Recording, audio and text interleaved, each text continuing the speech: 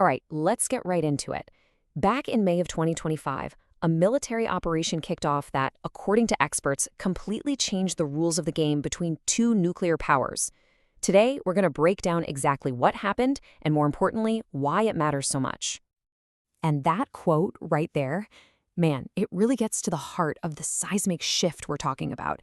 I mean, for decades, right, you had this threat of nuclear war acting as a kind of safety rail. It was the line you just did not cross.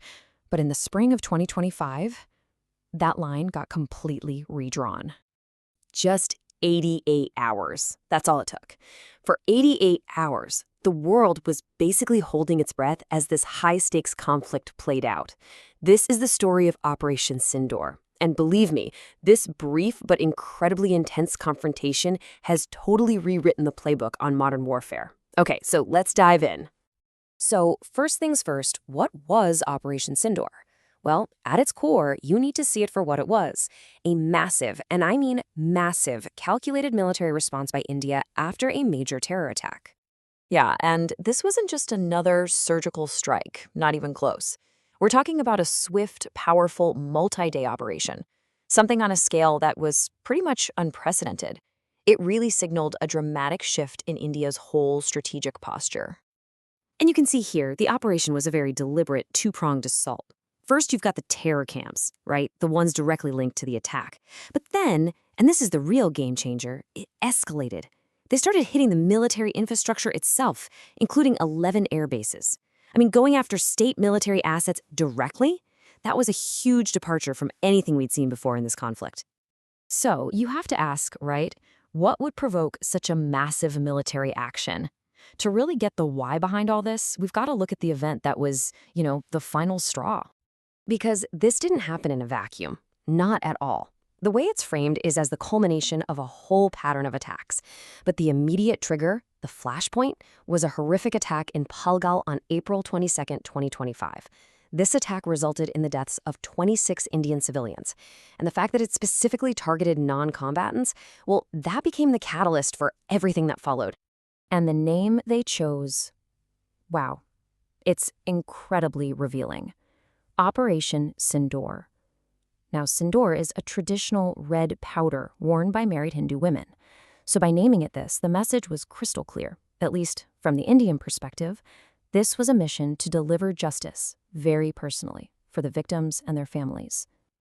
Okay, so we have the what and the why.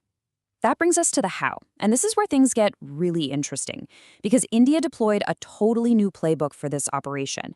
It was this combination of just overwhelming offense with what they described as a practically impenetrable defense. The whole thing unfolded in 4 really distinct phases, which shows some seriously meticulous planning and, importantly, control over escalation. First, you have the initial payback strike against the terror camps. Then, step 2, they brace for and defend against the inevitable counterattack.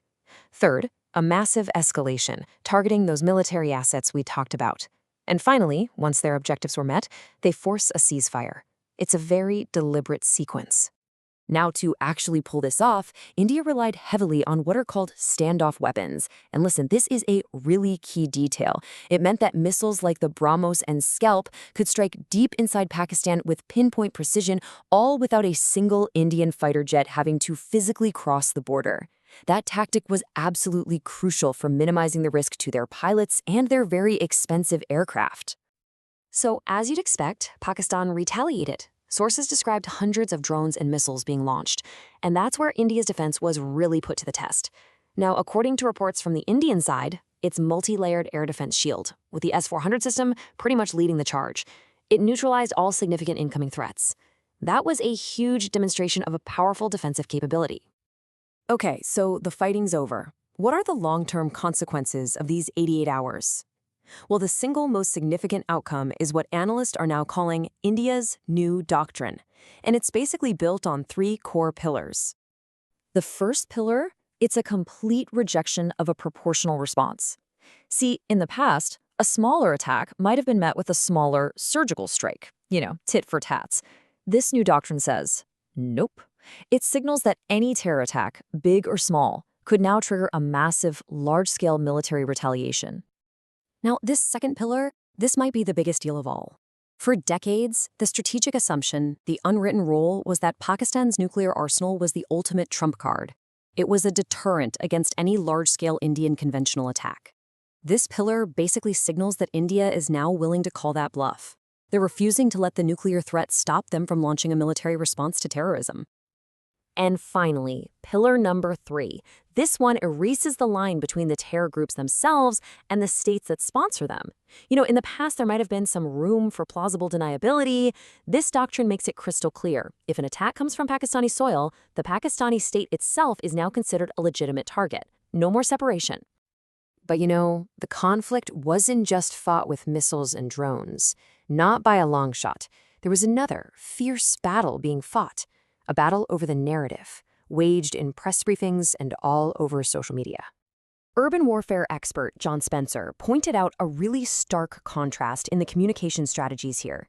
He observed that India was constantly providing data, satellite imagery, and video evidence of its strikes. Pakistan, on the other hand, made a lot of verbal claims of success, but, according to Spencer, offered little to no verifiable evidence to actually back them up. And this quote from Spencer really highlights a critical challenge in any modern conflict. Think about what he's saying. One side's presenting no evidence, one side's presenting all the evidence, but for some reason, the popular opinion is the opposite. That points to the huge challenge of fighting disinformation, even when you believe all the facts are on your side. And that really leaves us with the million-dollar question you see on the screen. Has Operation Sindoor permanently altered the strategic balance for the better? Or has it just set the stage for a much more dangerous future? There's no doubt this 88-hour operation established a new, much more aggressive doctrine. The question now is, where does it go from here? Will this new playbook actually lead to stability? Or did it just light the fuse for a much larger conflict down the road?